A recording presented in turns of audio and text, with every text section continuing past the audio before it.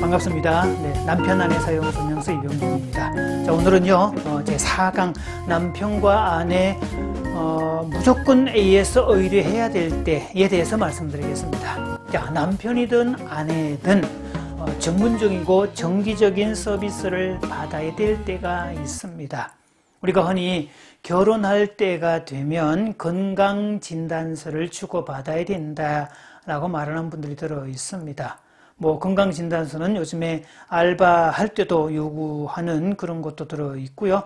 청소년들도 뭐 그런 것들을 받기도 하지요. 아마 2020년 이 코로나 때문에 전 세계가 몸살을 앓고 있는 상황이라면 더더욱더 그런 거에 대한 요구는 기본이 될 겁니다. 자, 신체 건강에 대한 것뿐만이 아니라 정신 건강에 대한 것도 똑같습니다. 자, 그래서 요즘은 대학에서도 이 정신 건강에 대한 교양 과목들이 이렇게 늘어나고 있고요. 저도 뭐 강의해 본 경험이 있습니다만, 군대에서도 이 정신 건강의 중요성이 계속 부각되고 있습니다. 이 관심병사가 된다든지, 뭐 부적응자가 된다든지, 너무 나약하다든지, 혹은 이런 경우에 막 총기 사고가 생긴다든지 각종 여러 가지 사고에 연루되는 경우가 이 정신적인 문제에 의해서 생기는 경우가 많기 때문이죠. 자, 부부도 마찬가지인데요. 남편이든 아내든 둘의 관계에 심각한 손상에 해당되는 경우라면 반드시 수리를 받아야 됩니다. 물론 뭐 안타까운 사실은 정작 수리를 받아야 될 대상은 자기가 수리 대상인 걸 잘 모른다는 사실이죠. 자, 그런 부분이 좀 안타깝기는 합니다만, 자, 그래도 내가 뭔가 something wrong이라고 느끼고 도움을 받으러 가겠다거나 수리를 받겠다고 하는 남편과 아내는 꽤 그래도 기본 정신적인 소양이 있는 분이라는 사실을 기억을 하셔야 됩니다. 자, 수리를 꼭 맡겨야 될 때 문제가 되는 행동들, 첫째, 폭력과 폭언입니다. 자, 폭력과 폭언은 명백한 오작동입니다. 자, 이 남자 속에 강력한 근육을 탑재해 놓은 것은 자, 나를 지키고 가족을 지키고 보호하라고 있는 거지 아내와 자식을 해치기 위한 용도는 아닙니다. 폭력이라는 오작동은 치명상으로 이어져서 목숨의 위협을 가져오기도 하고요. 관계를 다 깨트릴 수 있는 요소로 작동됩니다. 이 폭력을 사용할 때는 견인해 갈 수 있는 법률적인 조치와 의료적인 도움도 필요하고 심리치료와 상담이라는 기술 지원도 필요합니다. 이 폭력이 장기화될 때는 자식들에게도 그 폭력의 과정이 되물림될 수 있다는 위험도 생각을 해보셔야 됩니다. 자, 두 번째, 삼무에 해당이 됩니다. 이 삼무는 무책임, 무능력, 무관심.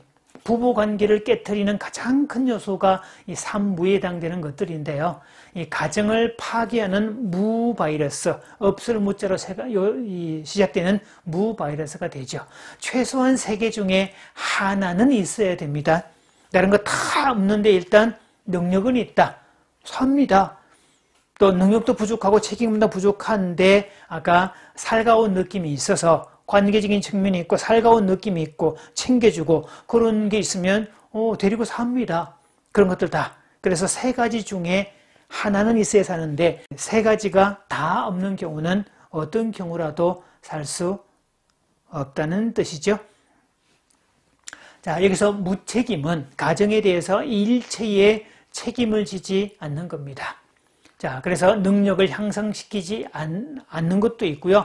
경제적 책임도 지지 않는 것도 있고 모든 책임과 의무를 배우자에게 떠넘기는 그런 경우도 있고 이 무관심으로 일관하거나 나 몰라라 또는 배째라 이런 식으로 나오는 경우도 전형적인 이 무책임에 들어갈 수가 있죠. 그래서 직업 준비 과정, 실직, 또 건강상 휴직, 사고 등등 정당한 사유가 없이 경제적 책임을 지지 않는 것도 이 경제적 무책임에 해당되고요. 배우자에게 성생활의 의무를 이행하지 않는 것도 무책임에 들어갑니다. 또 섹스 리스에 대한 경우는 이 배우자에 대한 의무를 이행하지 않는 게 되겠죠. 자, 셋째는 정서적 욕구를 충족시켜주지 않는 것, 이것도 해당이 되고요. 자녀 교육에 대해서 무관심하고 자녀에게 일체의 어떤 꿈과 비전을 제시하지 못하는 것, 그것도 무책임에 들어갑니다. 또 가족을 위한, 배우자를 위한 울타리 기능을 제공하지 못하는 것, 자, 이런 경우 이게 너무 심해지면 상대 배우자는 폐기 처분도 고려할 수가 있습니다. 자, 세 번째가 중독인데요. 자, 일주일에 이틀 이상 정말 필름이 끊어질 정도로 음주를 한다. 그렇다면 알코올 중독으로 진단하셔야 됩니다. 담배를 하루에 한 갑 이상 피운다. 이것도 니코틴 중독으로 보셔야 되고요. 자, 할 일 없이 스마트폰만 온종일 들여다본다. 이것도 스마트폰 중독으로 보셔야 됩니다. 그래서 이제 그 외에도 건강에 좋다는 이유로 중독이 아니라고 오해되는 것들 중에 하나가 운동 중독 같은 게 들어있죠. 또 성신함으로 인정이 되는 일 중독 같은 것도 있고요.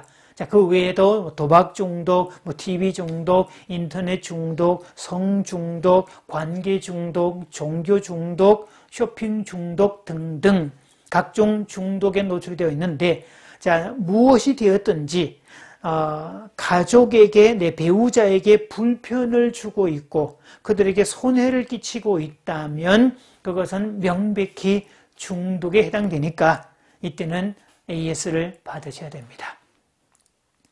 자, 중독 전문 병원도 있고요. 심리치료센터도 있고 또 주변에 가까운 상담센터에서 도움을 받을 수 있습니다. 자, 중독의 경우는 반드시 배우자도 같이 AS를 받아야 된다는 사실을 기억하십시오. 그 이유는 부부는 서로가 이렇게 동반 의존 상태에 있기 때문에 이렇게 한 사람이 이렇게 문제를 계속 일으키고 있으면 이게 만약에 없어지면 이쪽이 같이 엎어지기 때문에 둘을 동시에 이렇게 치료를 해야 온전한 관계로 될 수 있습니다. 자, 네 번째 수리해야 될 문제는 외도입니다. 이 외도는 배우자와 자식들 사이에 배신감과 분노는 물론 이 거절감이라는 치명적인 상처를 남기고 나중에 자녀들의 결혼 생활에도 손상을 입히게 됩니다. 이 나이대별로, 남녀별로, 상황별로 상이하게 다른 패턴이 있기 때문에 여기에는 반드시 이 전문가의 진단과 또 전문적인 처방이 필요할 수 있죠. 자, 다섯 번째 수리를 받아야 될 항목은요, 성격 장애입니다. 자, 미국의 정신과 의사로 우리에게는 유명한 작가로 알려져 있는 이 스카펙이라는 사람은요, 아직도 가야 할 길에서 성격 장애에 대해서 이렇게 얘기를 하고 있습니다. 성격 장애자들은 책임감이 빈약하며 장애가 심해질수록 책임을 지는 능력도 상실되고 만다라고 하지요. 이 성격 장애라는 말은 이 노멀 범위를 넘어선 범위를 말하고 있죠. 그래서 성격 장애는 배우자 혼자서 고치기 어렵기 때문에 이때는 전문적인 수리 기관에 의뢰하시는 게 훨씬 좋습니다. 전문 심리치료사나 상담사의 도움을 받아야 될 것들이 있죠. 자, 성격 장애의 종류에 대해서는 제가 구체적으로 설명은 안 드리겠지만 그 제목과 특성 정도는 말씀을 드리겠습니다. 자, 경계선 성격장애, 경계선 또는 경계성 이렇게 구분하기도 하는데요. 이거는 사랑만 갈구하는 사람을 지칭하고요. 자, 두 번째, 자기애성 성격장애, 칭찬만 듣고 싶은 사람. 자, 세 번째, 히스테리성 성격장애. 우리가 말하는 히스테리 불린다는 개념이 좀 다릅니다. 이걸 연극성 성격장애라고도 말하고요. 주인공이 되고 싶은 사람을 지칭하고요. 네 번째, 이건 좀 많이 익숙하죠. 반사회적 성격장애, 사이코패스라고 말했던 이 내용이 되는데요. 악한 일을 보람으로 느끼는 사람. 자, 다섯 번째, 편집성 성격장애 또는 망상성 성격장애라고 하는데 남을 믿지 못하는 사람, 이런 경우고요. 분열성 성격장애, 여섯 번째는 분열형 성격장애라고 해서 친밀한 관계를, 여섯 번째 분열형 성격장애는 머리로만 살아가는 사람을 지칭하고요. 비슷한데 분열성 성격 장애는 친밀한 관계를 원하지 않는 사람을 지칭하고, 자, 8번째 회피성 성격 장애는 상처받는 것을 두려워하는 사람. 9번째 의존성 성격 장애는 혼자서는 살 수 없는 사람. 그리고 10번째 강박성 성격 장애, 지나치게 의무감이 강한 사람이 되고요.